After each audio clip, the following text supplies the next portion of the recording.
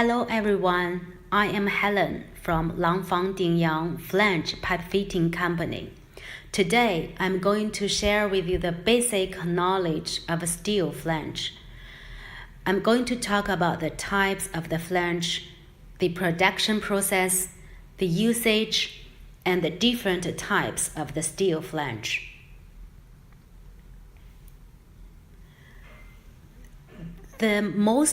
The most popular steel material is the carbon steel, and the second one is stainless steel, and the third one is alloy steel. There are so many standards in the world, but we mainly use the ANSI standard, as known as American standard.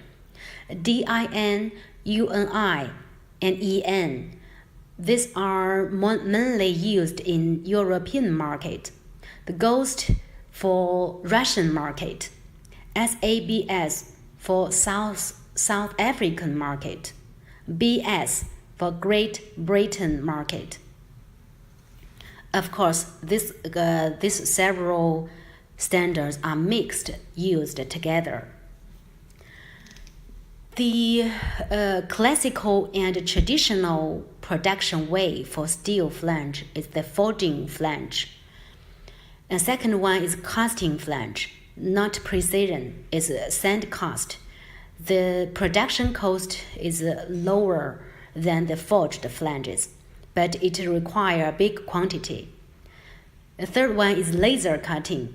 Laser cutting has a lower production cost and a shorter production time.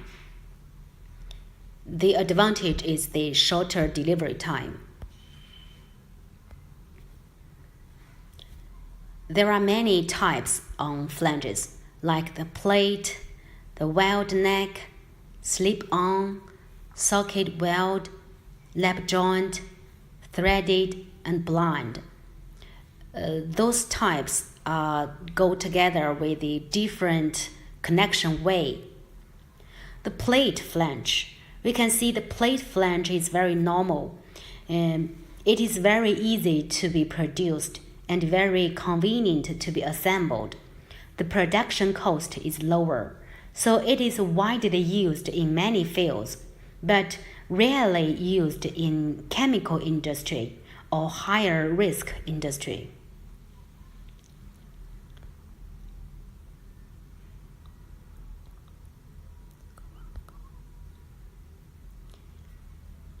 Slip-on flange.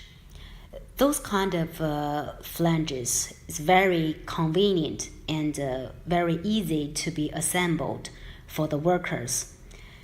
But there are too much workload to weld those flanges on pipe system.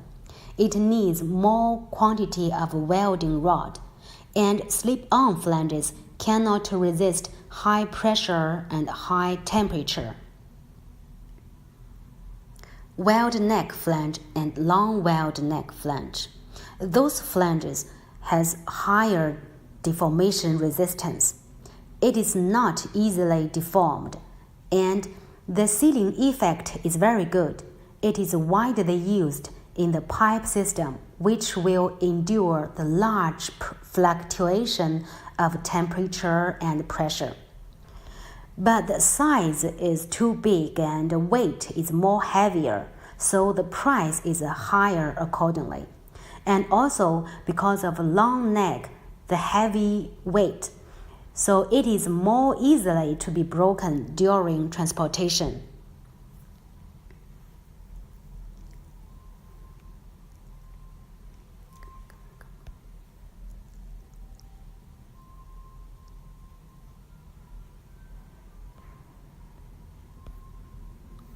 Socket weld flange. The workers need to insert the pipes into the socket weld flange and weld them together. Using this way, the mismatch of welding could be avoided. But the socket weld flanges are usually the smaller sizes. For the bigger sizes, it is very difficult to produce. The lap joint flange. Lap joint flange always go together with the stub end flange. They need to be welded together firstly, then weld together with the pipes.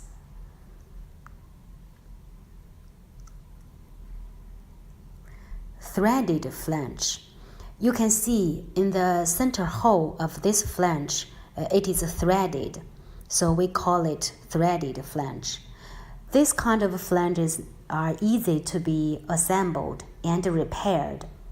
And in some construction site where welding is prohibited, or for some alloy steel which is very hard to be welded, then the threaded flanges can be used. But the disadvantage for this kind of flanges when there is a large fluctuation on temperature. For example, when temperature is higher than 260 centigrade or lower than minus 45 centigrade, threaded flanges cannot be used. There will be risk of leaking if the threaded flanges be used. Thank you for your time.